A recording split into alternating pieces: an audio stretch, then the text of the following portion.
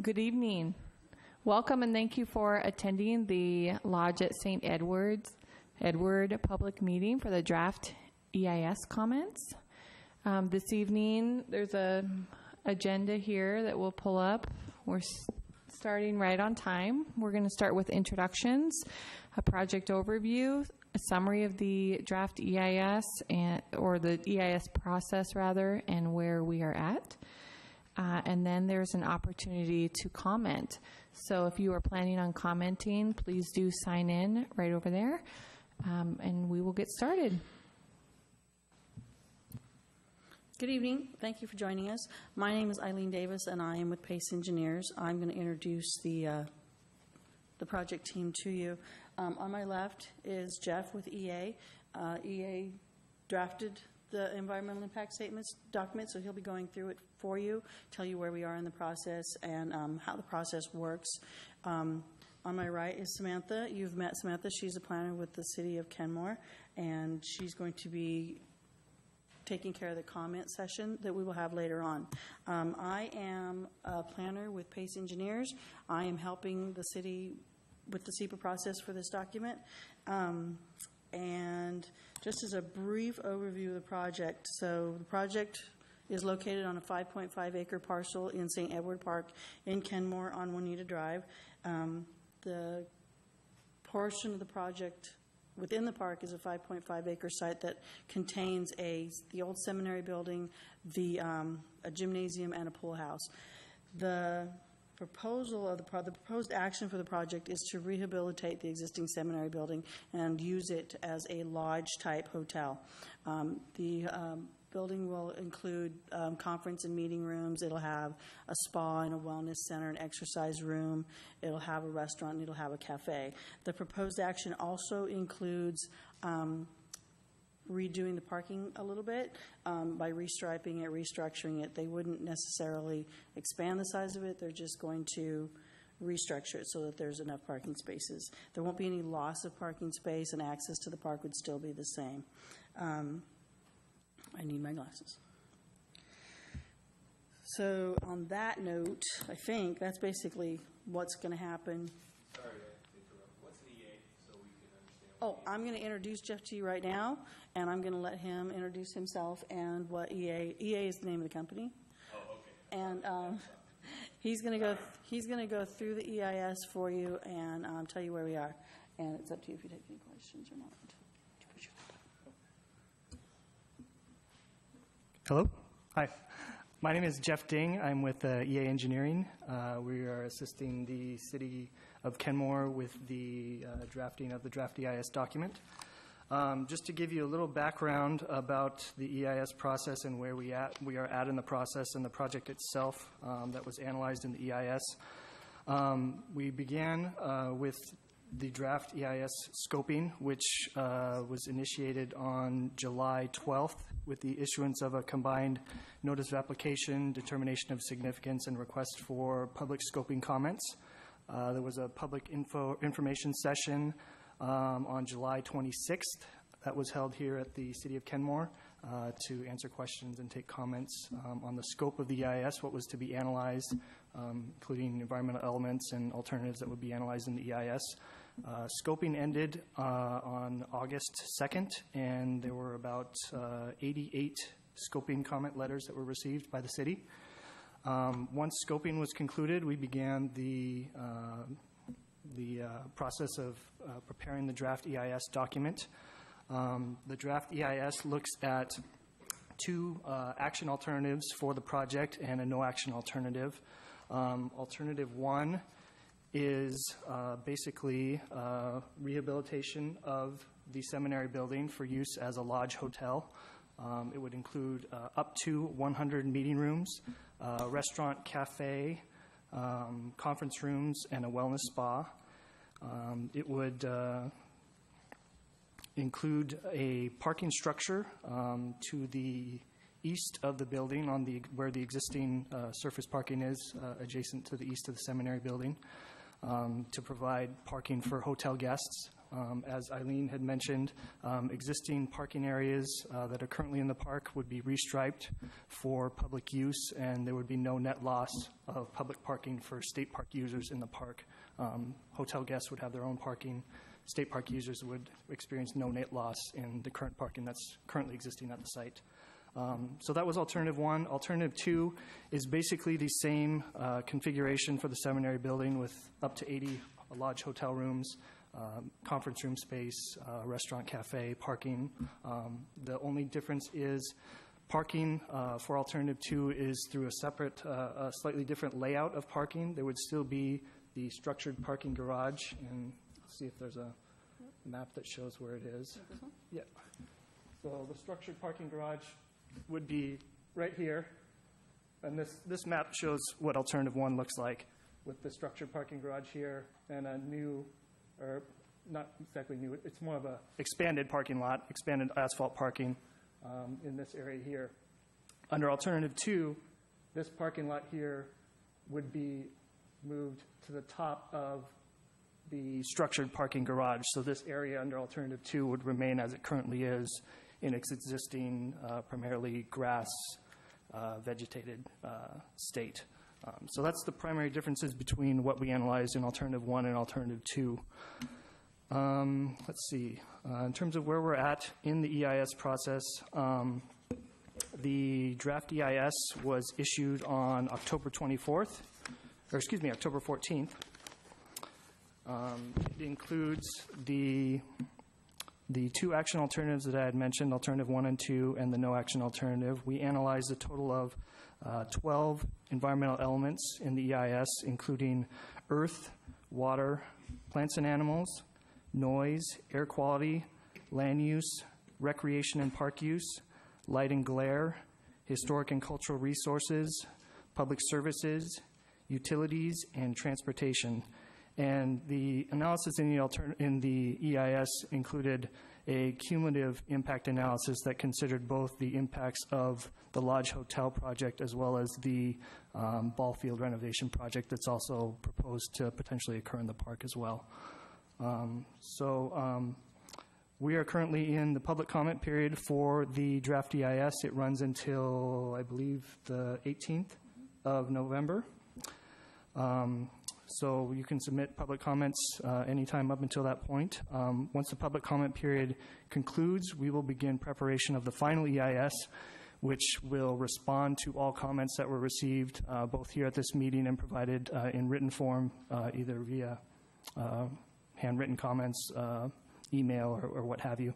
All those comments that we receive, that the city receives, will be responded to in the final EIS, and the final EIS will be the final environmental review document that the city will then use as part of their decision-making process for the application.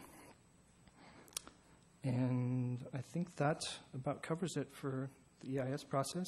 I'll turn it over to Samantha. Okay, so as Jeff mentioned, we extended the comment period until November 18th. And tonight, if you have signed up right over there, we're going to start, Tila's our clerk tonight. She's going to start reading the names off for people to comment. Also, as an introduction, we also have Brian Hampson, our Development Services Director, Nancy Owsley, Assistant City Manager, and Mayor Baker in the back, and Joanne Gregory is also here. And then from the State Parks Department, we have Jessica Logan. She is Environmental Program Manager for State Parks. So just a few others that are here with us. As a reminder, this is being recorded. If you could speak clearly and say your first and last name and your address, we will begin taking comments now. So, Tila? Carl Michaelman.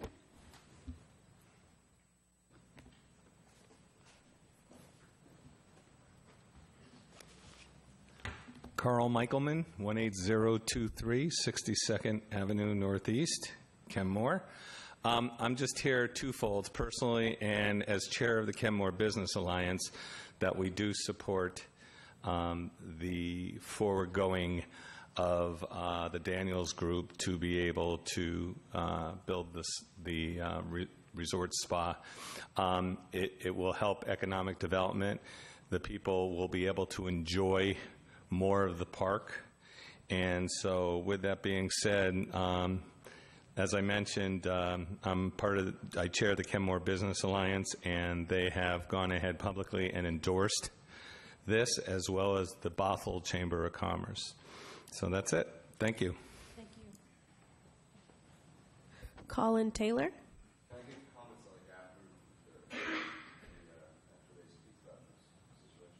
You want to go last?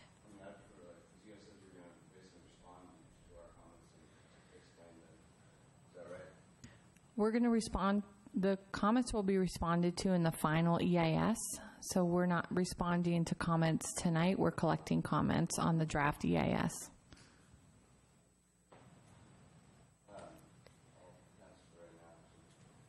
We can circle back. Eric Admin.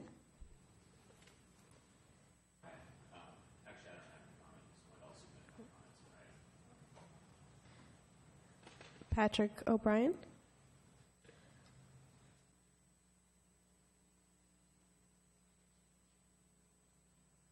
Pat O'Brien, 6330 Northeast 181st Street, Kenmore. First, I'd like to point out that I've been to a lot of meetings with regard to this development and the previous attempted developments on this property. And I would find that the public who were here at different times in numbers of 500 are absent this evening. So let's talk about what some of the process is. Some of the processes I've been part of is an open meeting with the hearing examiner examining the use of utility laws to use those laws to cut across wetlands adjacent to the baseball fields, and that ruling has not come out yet, but they found that was highly irregular as far as the baseball field development.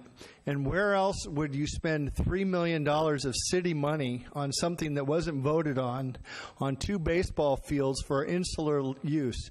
You have Big Fin Hill Park a mile away, and the city of Kirkland donated the money to the lacrosse team, and you can go out there if you're a lacrosse player, but if you are walking your dog or you're doing anything else, you cannot go onto their AstroTurf field because it's covered, it's circled by a fence, it's got a clubhouse, and those lights are on till 10 o'clock at night, and the neighborhood right next to Fin Hill Junior High is kept awake with the noise of people having fun, I'll give you that, but it's where it was forest, it is now lights on at night, and they donated the property. And I hate to see any more use of public, fully utilized public land for insular groups that hope to occupy and use it to the exclusion of others. I find that highly irregular. I think they're bending the rules to do it. And the amount of money is insane when they could have all the time utilized the baseball fields that are part of Bastyr, which have been used for baseball fields since I was a young boy, and the Catholic Church owned that property. So why go away from that when Bastyr wants to have greater density, have more dwelling space for students? You've got 2 ball fields there. You've got the ball field at Arrowhead Elementary that's totally unutilized, no lights. That's adjacent to the property. It is virtually unused with a track around it. So there you have another use for a baseball field, undiscovered or unsuggested by the city. Instead, they want to take property that's being used by people right now to have picnics and everything else and say we're going to fence it, we're going to put down AstroTurf, and by the way, we're going to circumvent the law, a utility law, to do it.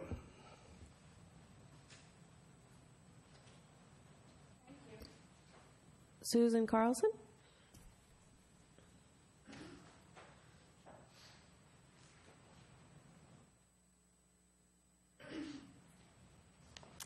Thank you. My name is Susan Carlson. I'm in Kirkland at 13468 64th Terrace.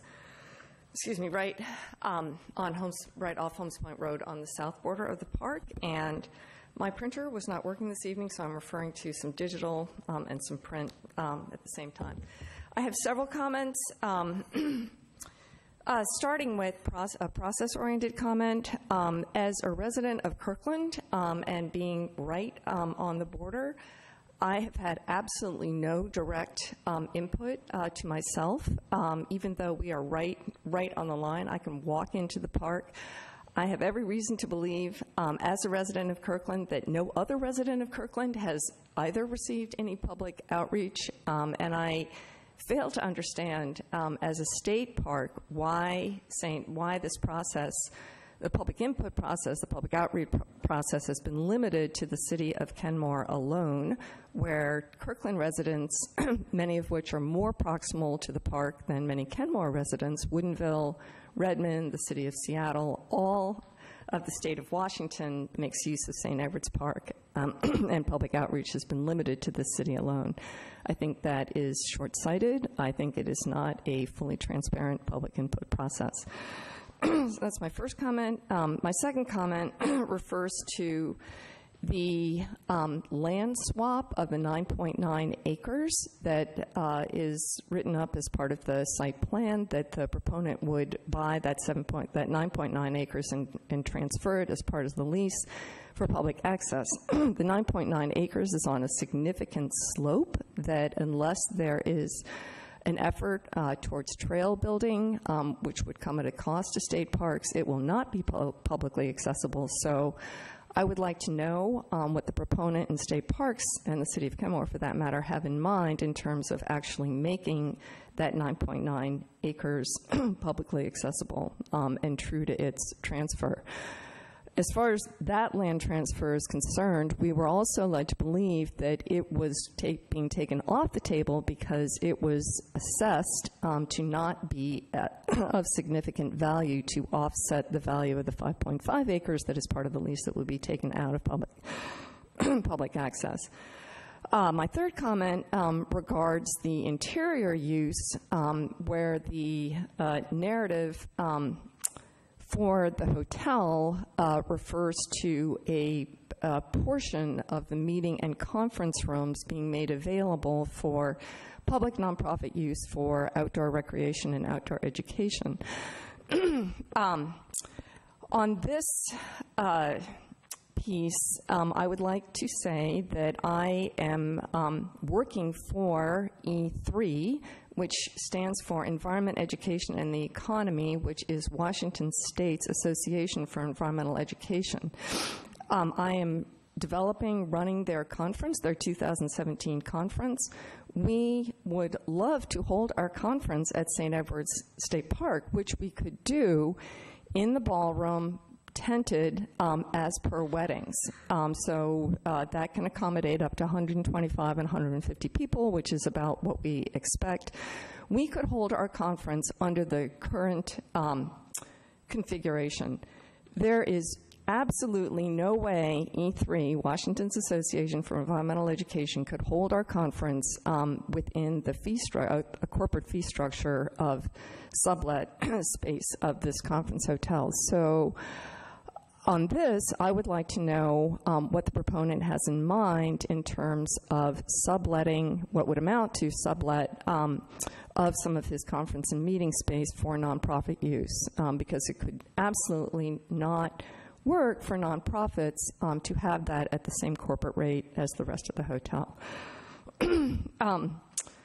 My fourth and final comment regards air quality and emissions. I find it unusual that air quality and emissions is reviewed as limited to the park space itself. There is absolutely no discussion of the fact that this hotel, this conference hotel, is 30 miles from SeaTac Airport. If it is assumed, as the market research, the feasibility study points out, that the conference, it will only work through large group sales to high-end corporations, most of whom have ample enough meeting space to hold their in-town meetings on their own campuses. So is logical to assume that the conferences would be for out-of-town meetings that would be flying into SeaTac, that would be sitting on 405. I looked at the drive time from 405 just before I left my house. It was an hour and 20 minutes up. It's well known that Juanita Drive has absolutely no public transportation. All of what King County is going towards right now is transit-friendly commercial and residential development. So the siting of this conference hotel absolutely flies in the face of everything our region is trying to do as far as carbon and climate change is concerned. Finally, with respect to noise, I want assurances that this commercial development will not be using leaf blowers in our park. Thank you.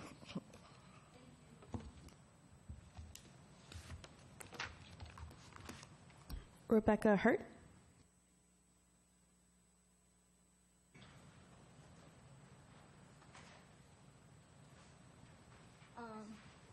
Rebecca Hurt. I'm also a resident of Kirkland. I have worked on St. Edward State Park issues for 15 years at least. I served on the advisory committee for the, I'm 4 weeks out of surgery, and my mind isn't thinking too well because I'm very tired today. But I was also on the camp advisory committee, where we spent hours and hours and hours and hours and hours and hours of our time discussing the use of the building.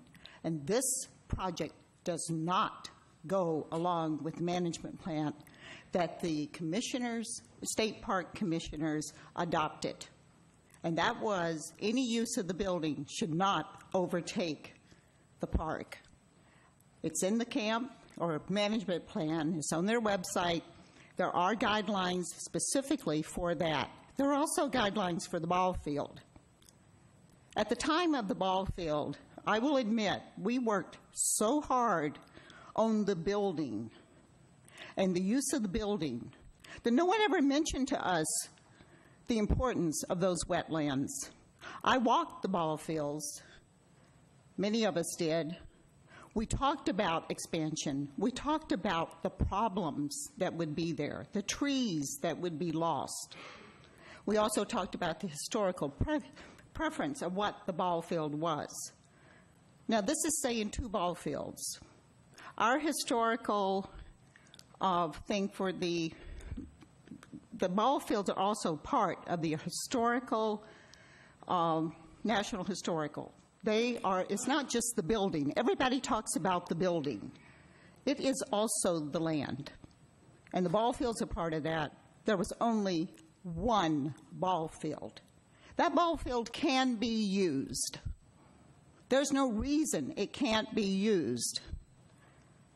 And so the argument for AstroTurf about how it's going to save water, how it's going to do this, I find a fallacy.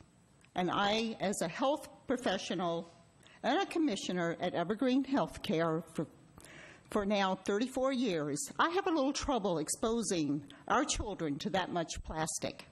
I'm also very concerned of 10 years as the life. What do we do with that after 10 years? We roll it up, we stick it in a landfill. My grandchildren are going to have to deal with all this artificial turf in the landfill. I really oppose the use of the lighting. I think you'll find that the management plan says no lighting. It does not want artificial turf. It did say it could be allowed. I haven't seen any evidence of the real health reasons to use artificial turf. City of Kirkland's fields are regular turf, grass, lawns. I'm not a baseball fan, I will admit.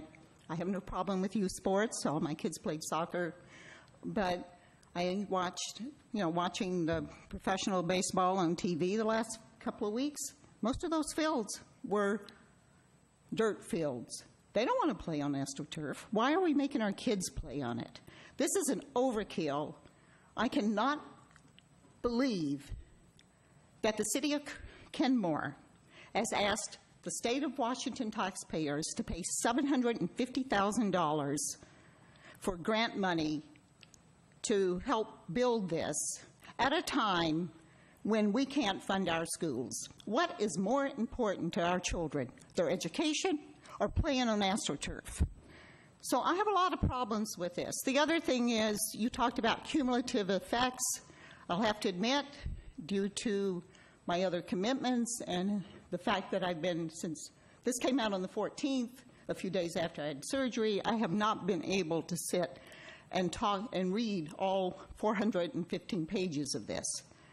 But I do question the cumulative effect of parking, the cumulative effect of the wetlands, on the wetlands from the ball fields and the building, and there's some other things I understand. I'm not an expert on those things. I am more familiar with the other.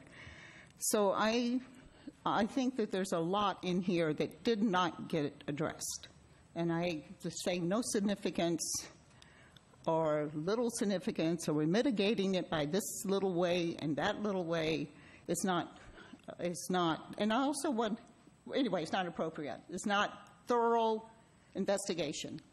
I also question, where are state parks in this? What is their part in this EIS? And this is their land. So Kenmore's taking the lead in it. That doesn't make sense. And I would remind you, from the business perspective at Kenmore, this is a state park. I was here when it was bought by the seminary, by the state from the seminary. It was purchased to be passive outdoor recreation. And the building, we have documents that say, tear it down. We have documents that say this was bought for the land. It was not bought for the buildings. And so to have the building take over the core of the park in a way that is a real detriment to the many, 500,000 people a year use this park. And most of them use the core of the park. So families, children, I don't know how many of you go to the park. I don't know how many of you know that, hey, I went to the park today. I was lucky to find a parking place for myself when I took my grandchildren to the park. That's what's going on now. You put these things happening, and that is going to be even worse for the people who live in the state, pay state taxpayers, and you're pushing them out of this park for the benefit of Kenmore. I, as a citizen of Kirkland and a park user, protest. Ann Agard.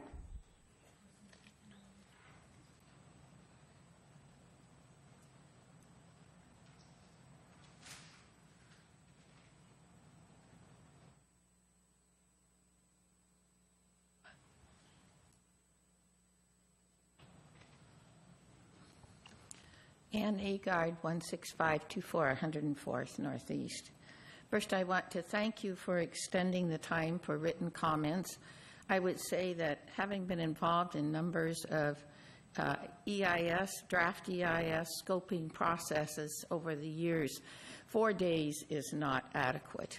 You should have extended it, I would say, for at least 2 weeks until after the Thanksgiving holiday. So I would ask you to grant an additional extension to that. Secondly, I'm a resident of Bothell, and I would echo what both Susan and Becky said. There has been no outreach to Bothell residents at all. I live barely 8 minutes away from the park. We visit there frequently. We are just as much involved and active in it as is any Kenmore resident, if not more so. And yet there has been no outreach to Bothell at all. My next comment has to do with this matrix that's in the front of the proposal. And I must say that most people who will click onto your website and look at the proposal may not get much further than the matrix. It is daunting, and there is a lot of information there. And I'm just going to mention two things in the matrix which I think are a little deceptive.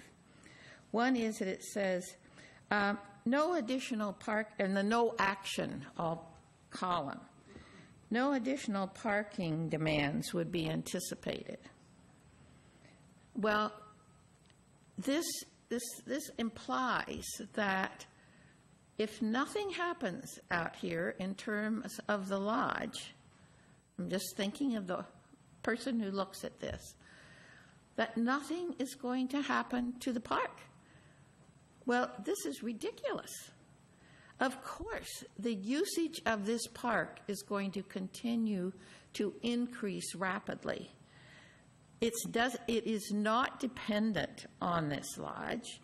It's going to happen whether the lodge is there or not, just because of the increase in the number of people that are there.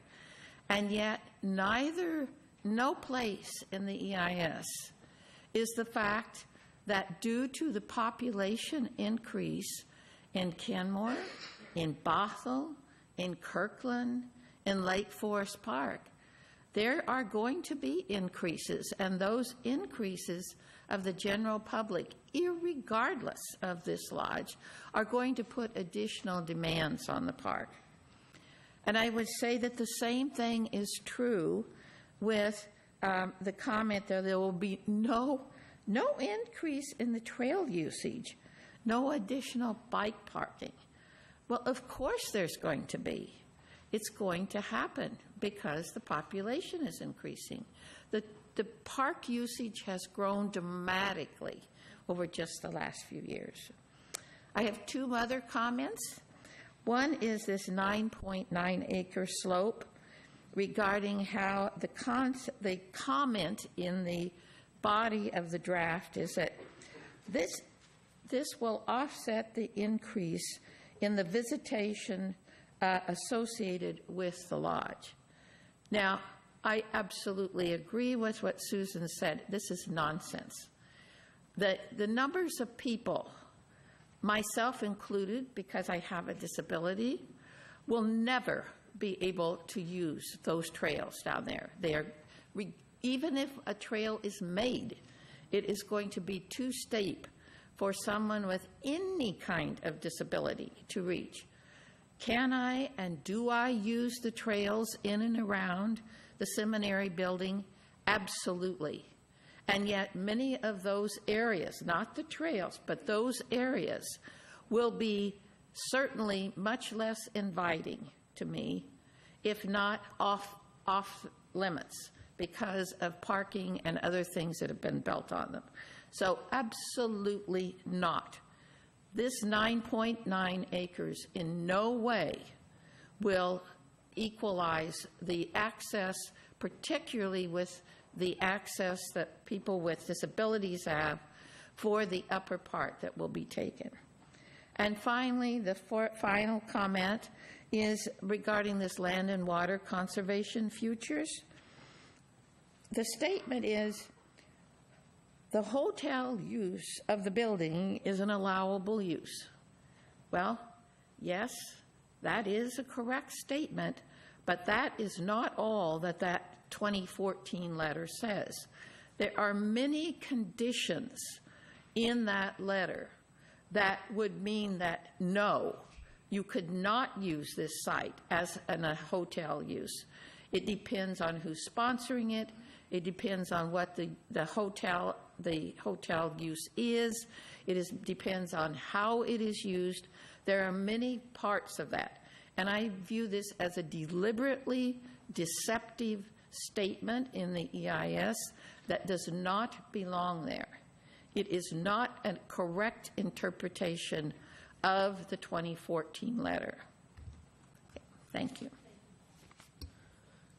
Those are all the folks that signed up, but if you would like to speak and you haven't spoken yet, now would be your chance.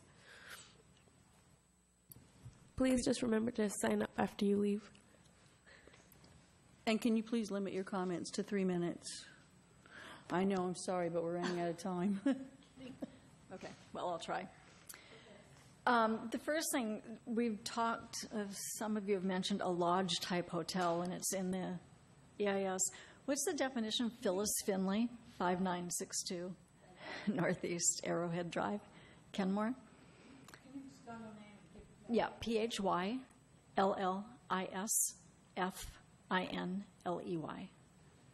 Yeah, 5962 Northeast Arrowhead Drive. I'd like somewhere a definition of lodge-type hotel. What does that really mean? It seems to me that if the developer is putting multi-millions of dollars into this facility, that it's going to need to be a facility that's pretty upscale for him to get his money back. And I think we all have a picture in our mind of what a lodge is. My guess is that it's not really what this is planning to be. So I think there needs to be a really precise definition of what exactly is a lodge-type hotel.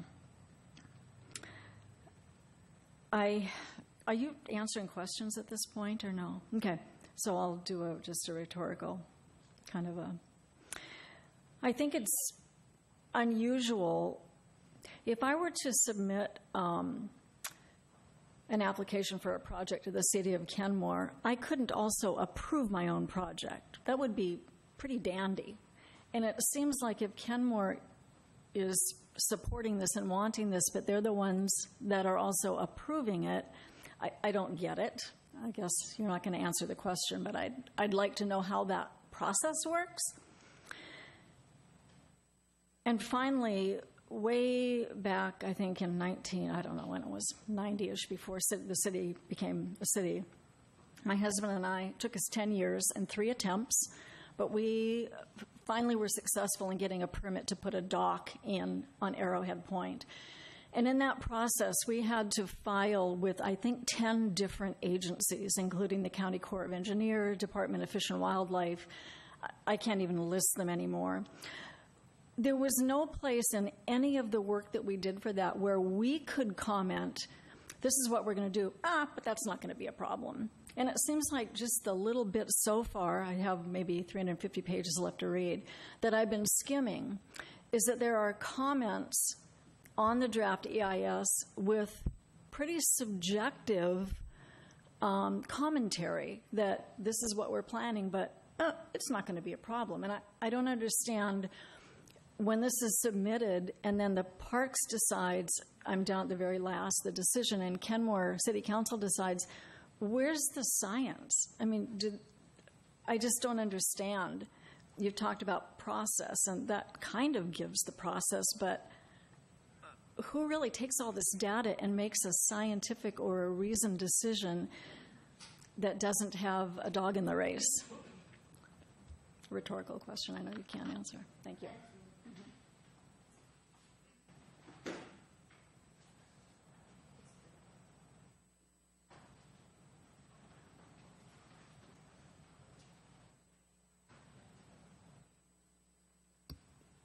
Oh, you can go up now.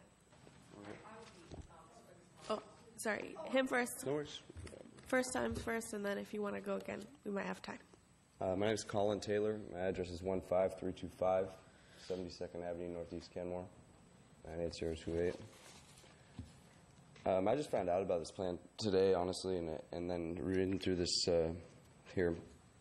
book here of I don't know, the lies and just deception. It's disgusting to me. This seems like a joke, especially just due to the fact that we're emphasizing clearly parking and things that are super insignificant to the fact that this is a park that is owned by the people or the state, and this is now being transferred into the hands of a for-profit, I guess they're a corporation, I'm sure, some sort of thing.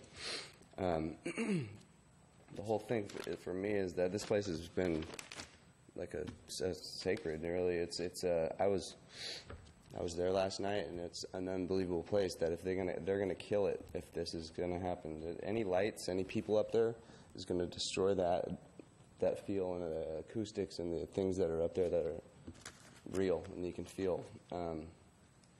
I just don't understand why we are giving this land away. Because for what reason is what I wonder, and who is authorizing this transfer? Or why are the citizens of Kenmore or citizens of the state not being paid for this land or something of that nature for an entrepreneurial outcome for Daniels to profit off of?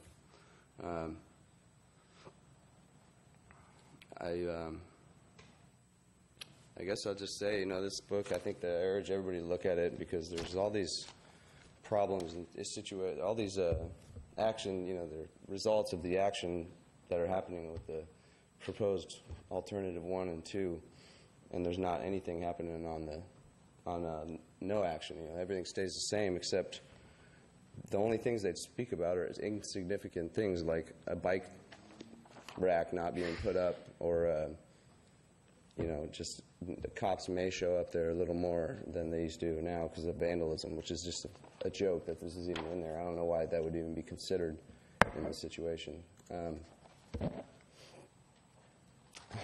I'll just say that I was up there this morning looking at the signs, and it said you can eat the fish, cutthroat trout one time a week, I believe, or one time a month, and you can eat a trout or a sockeye or a few other fish 3 times a month, and you cannot eat a couple of other fish. And then there's also some algae that's been toxic now due to chemical pollution.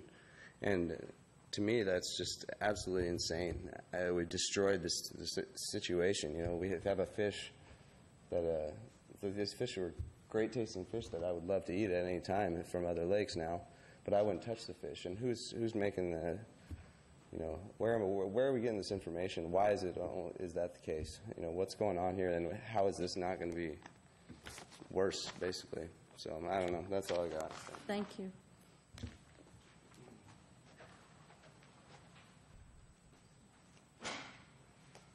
Hi, my name is Tracy Hendershot, 1314 4th Place, Kirkland, Washington. I wasn't planning on speaking because I'm going to do a letter too, but I feel like I want to speak. Tracy, and then HenderShott. And I'm going to speak for the animals. I've been going to the park for 20 years and hiked over 1,000 times easily. And I agree with Colin and many others who have spoken today. It's a special park. It's the habitat of deer, eagles, owls, woodpeckers, hummingbirds, bats, squirrels, garter snakes. I've seen all these things when I've been there. And I believe that the draft environmental impact statement of alternate 1 and 2 will affect the animals in a permanent way. And again, wasn't prepared to speak tonight, but they're going to be affected by the noise, the pollution, asphalt laid, the 10 trees, significant trees that I might remove for parking for alternate 1. You know what it's like when construction is done. There's not much monitoring. There's not much guarding against environmental impacts with noise and vibration and that kind of thing. And I saw the mitigation measures. There were a lot of coulds, but no requirements that I noticed there. And what else? The other thing, I was looking at the number of cars going in and out per day. I think it was, I don't know where my paper is, I think it was 890 car trips extra per day.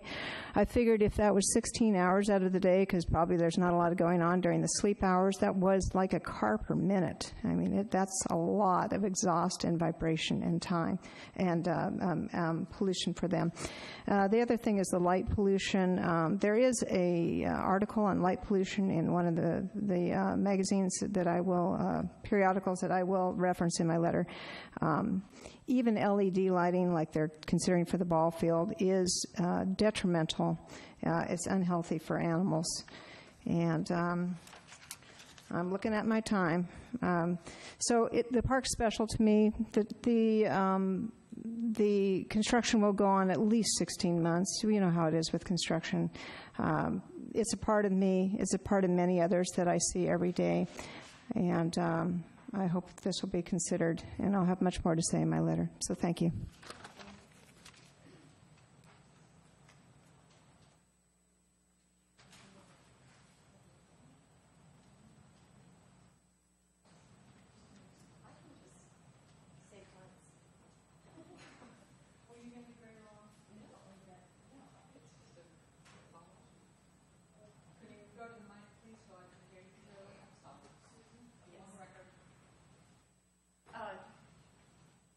So I'm still Susan Carlson, and I know I referred to the 9.9 acre swap, which I frankly read about in several occasions in the narrative that I pulled straight off the web. And I believe that a lot of people believe that there will be a 9.9 acre swap based on what they read. And no sooner did I sit down that I learned that that is actually contrary, that has been taken off the table. It is no longer part of the deal.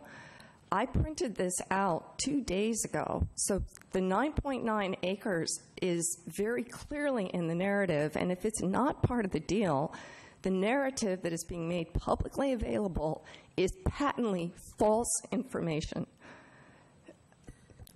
If that is indeed the case, and quite honestly, I don't know whether it is the case or it's not the case at this point in time. So I think there's a great deal of confusion about that, and I think that it is inexcusable in my mind to be putting out that level of confusing information.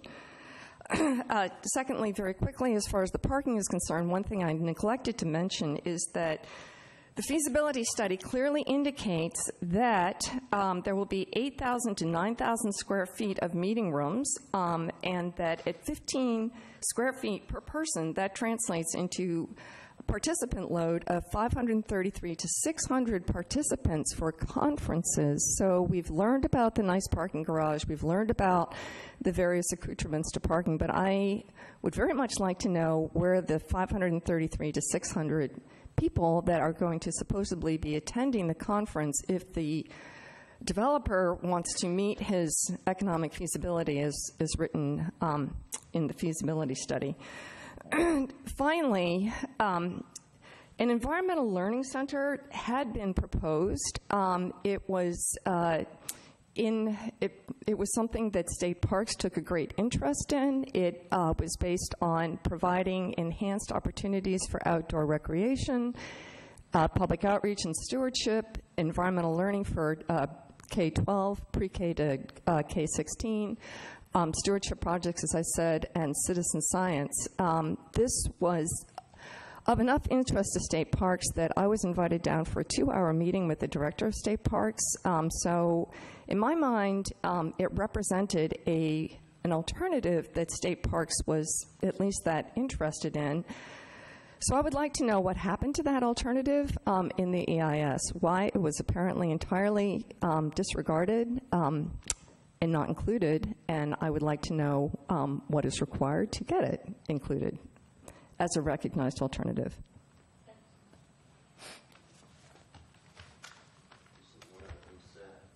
So if you have any additional comments, if you can write them on the comment card. If you've already spoken, we're not accepting any other.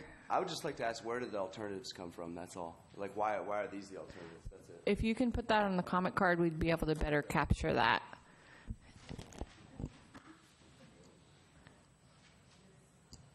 This concludes our draft EIS public comment meeting. If there's no one else that would like to speak that hasn't spoken. Again,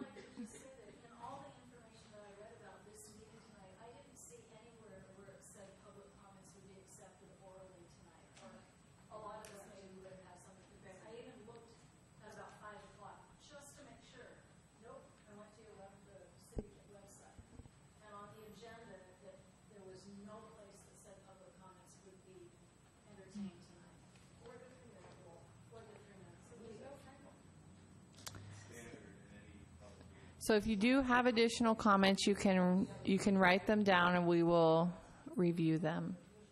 Thank you and have a good evening. Comments will be addressed, but they'll be addressed in the final EIS. Okay.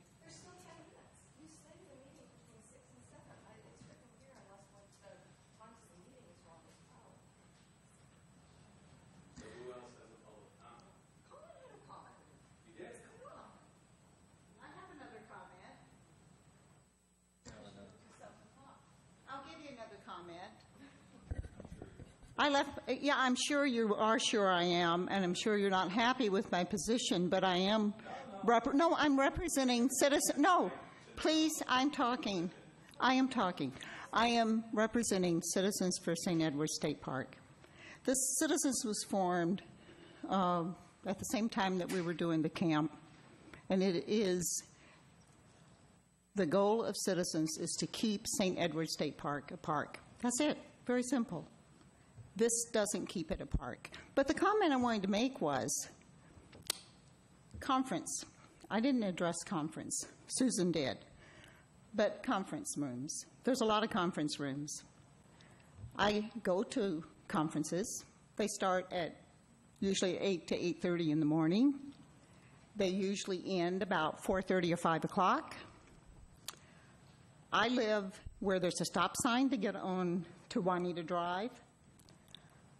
At that time of day, it took me over 5 minutes to get out on to Juanita Drive tonight because of the traffic coming from both directions. So it's not just traffic around the park. It is the traffic that will be generated for these conferences, which I see not bringing in people from Microsoft, Google as planned, because they have their conference rooms. They have huge places to have conferences. I see this being local conferences that will cause more traffic on an already over-trafficked road. So that's my comment. You know, I lived here for 42 years, and I know the difference of what has happened, and right now I know what's there, and I really don't trust the traffic study that was done. I don't know what time it was done. I think it was in May, but it didn't really account for the traffic that I experience, even on a Saturday sometimes. So that's what I wanted to say. Thank you for your additional comments. You're correct that we are going until 7 o'clock, so if you would like to have additional comments during that time, I think Colin was next. If you could sign up with Tila, the clerk over here, so that we could have you organized, and she'll call you. But Colin, you can head up. I think I'll just say this, that I actually worked in hotels for about 5 years, and I know that this is the worst plan ever because this is only going to draw tourists. And what do we want more people here for, honestly? Why is it that we're going to grow? Just like she said with traffic, there's too many people as it is. And I'll also say, you know, this field, this park here, there's too many people that it means something to that don't have a clue what's actually going on right now. And it's only because they're so busy in their lives. And it seems like these things are being done behind the backs of everybody due to that fact. And I'm wondering, you know, why these alternatives were chosen. What is the alternative to not doing? I mean, why is there an alternative really to being a state park? And why is that even allowed to be, you know, drafted into the whatever this is, honestly? And also, like, you know, I don't know who's voting on this here park to be turned into whatever it is, a hotel. But why is it not to say of, like, you know, every citizen, what happens with this land in the city or the surrounding cities? You know, what is the deal with that? You know, and I think that we all should have say in something of that matter. So that's it.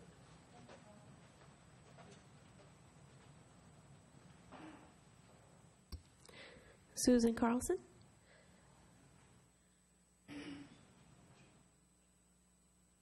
So excuse me, I do better when I actually have paper. So this comment regards the no action alternative. The no action alternative reads that the building, the seminary building, gymnasium, pool building is anticipated would be vacated and fenced consistent with the direction of the State Parks Commission and Recreation. Short-term rental of the space within the existing building would no longer be available. I'm completely baffled. You know, if Trump gets his way and pulls the plugs on Chinese trade and Chinese financing, basically disappears. There could be the scenario that the financing just isn't there. So we are left with the scenario of the no action. The no action is not a no action.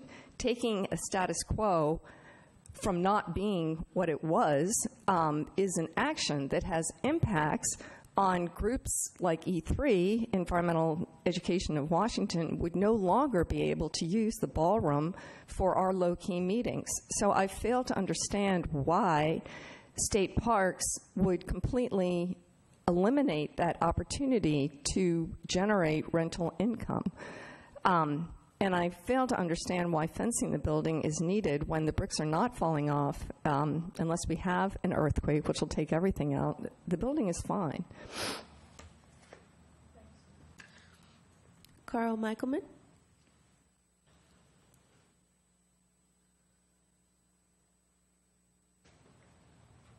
First of all, I want to thank everybody for coming, and we will agree to disagree. But let's kind of understand the facts, too. We're not giving the land. We're leasing it for 62 years or 63 years, number one. Number two is the building is falling apart. There's a very big exposure for us to be liable when people are coming into the building and it's falling apart. Second of all, or third of all in these regards, I'm just kind of giving you the facts here. You folks say you haven't been involved in this. Well, it's kind of amazing.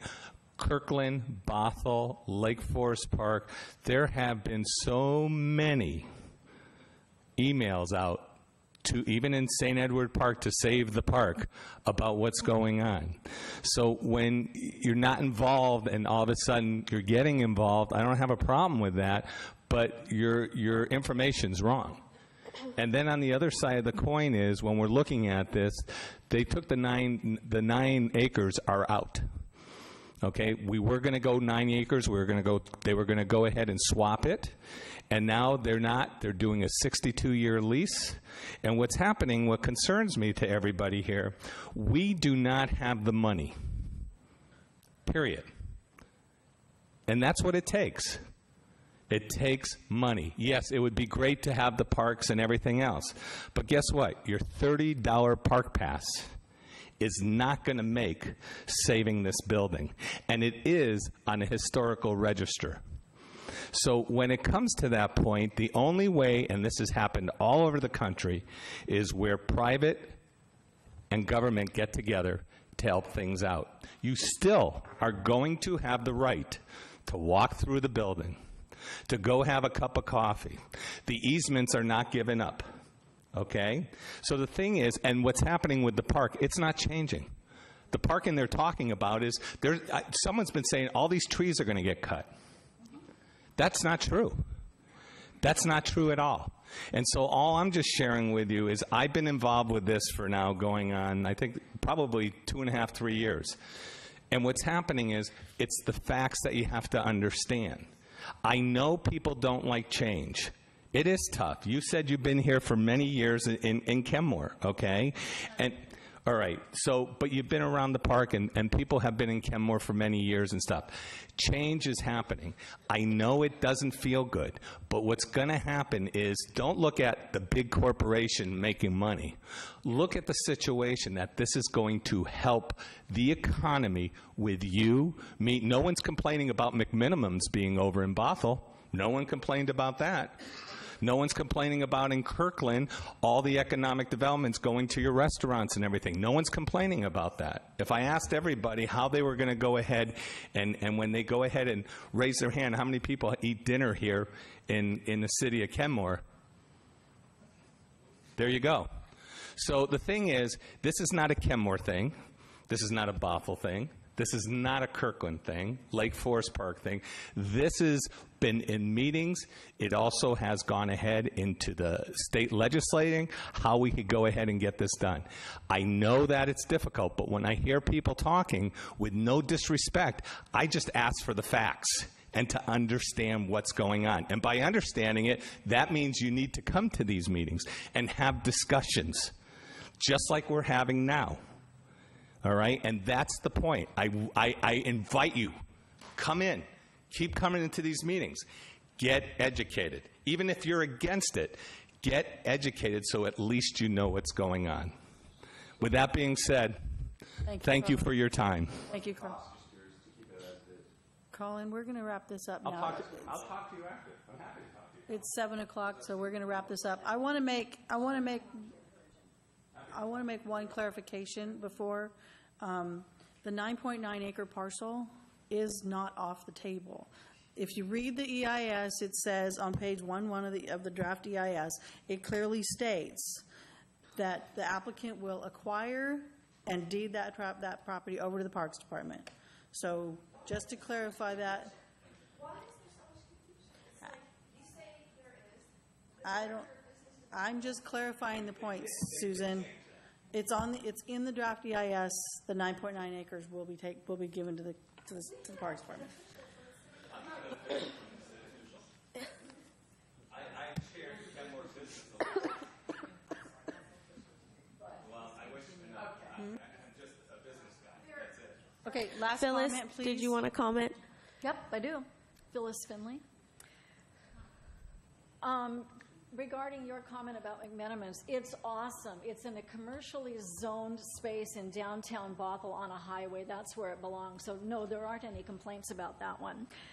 Also, people are saying, well, this is a historic building. The landscape is also historic. Why are the people that are so determined to preserve the historic building disregarding the historic landscape? Number 3, I'm reading from City of Kenmore website. I'm really disappointed in this meeting, really disappointed because before I submit my written comments on the 18th, I was hoping to come to learn more about it. The website says a public meeting has been scheduled to learn more about the draft EIS. What did we learn? What did we learn about the draft EIS? I was hoping there would be a summary, something presented. What was presented other than this is where we are? Really disappointing.